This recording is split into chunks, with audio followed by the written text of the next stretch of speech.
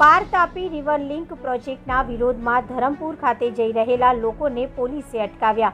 ડાંગ જિલ્લાના વઘઈ નાકા પર મોટી સંખ્યામાં પોલીસ બંદોબસ્ત ખડકી દેવાયો। ડાંગ જિલ્લા કોંગ્રેસ પ્રમુખ સ્નેહલ ઠાકરે સહિત અન્ય કાર્યકરોને વઘઈ નજીક રોકવામાં આવ્યા। સંઘર્ષ નિમિત્તેના સભ્ય અને ડાંગ જિલ્લા કોંગ્રેસ સમિતિના પ્રમુખ સ્નેહલ ઠાકરને ટીંગાટોળી કરીને પોલીસ વાનમાં બેસાડી અટકાયત કરવામાં આવી હતી। વઘઈ ખાતે મોટી સંખ્યામાં હજારો કાર્યકરો દ્વારા વિરોધ પ્રદર્શન આંદોલન વધુ ઉગ્ર બનશે અને તેની સંપૂર્ણ જવાબદારી વહીવટી તંત્રની રહેશે તેવી ડાંગ જિલ્લા કોંગ્રેસ પ્રમુખ સ્નેહલ ઠાકરે જણાવ્યું હતું। Reporter Vinod Pawar, BN news Gujarati, Dang. નમસ્કાર, જોહાર, જય આદિવાસી। હું સ્નેહલ ઠાકરે, પ્રમુખ ડાંગ જિલ્લા કોંગ્રેસ સમિતિ। આજે અમે સંઘર્ષ સમિતિના એક સભ્ય બનીને આગેવાન બનીને અમે જઈ રહ્યા હતા ધરમપુર ખાતે સમર્થન આપવા આદિવાસી સમાજના અને મારા ડાંગમાં જે 3 ડેમ બની રહ્યા છે તેના વિરોધમાં।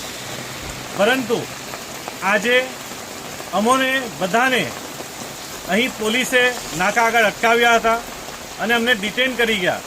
તે વખતે અમે પોલીસને પૂછ્યું કે તમે કોની સૂચનાથી અમને અટકાવો છો, અમારો કોઈ ગુનો હોય તો અમને બતાવો, પરંતુ પોલીસે કોઈ જવાબ નથી આપ્યો। તો આજે મારે આ માધ્યમથી પૂછવું છે ડાંગના એસપીને કે તમારી સૂચનાથી અમને પકડ્યા છે કે પછી તમને ભાજપના ધારાસભ્ય કે સાંસદશ્રીએ તમને કોઈ સૂચના આપી છે? શું અમારો અધિકાર નથી? કોઈ વિરોધ કરવાનો અમારો અધિકાર નથી? બંધારણે જે અમને હક આપ્યો છે એના પર તમે આજે તરાપ મારી રહ્યા છો।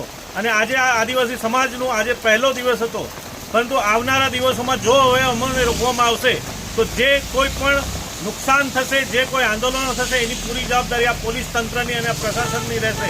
કારણ કે હવે અમે અમારા બંધારણીય હક માટે જઈ રહ્યા છે। અનુસૂચિત 5 વિસ્તાર છે, પોલીસે અમને પૂછીને આવવું પડે ત્યારે અમારે એમને પૂછીને જવાનું છે। શાનમાં સમજી જજો ને તો બીજી વાર મારા ડાંગના કોઈ પણ આદિવાસીને જો અટક કરવામાં આવી છે, આજે અમે ચૂપ છીએ, વઘઈમાં અટકાવ્યા છે, આહવામાં અટકાવ્યા છે, પરંતુ આ પોલીસને પણ ચેતવણી આપવા જઈ રહ્યો છું। તમે એને ચેતવણી સમજો કે ધમકી સમજો। આજ પછી ડેમ બાબતે કે કોઈ પણ બાબતે આદિવાસી અધિકાર માટે જો કોઈ દિવસ આદિવાસીને રોકવામાં આવશે એનું પરિણામ ભોગવવા તૈયાર રહેજો।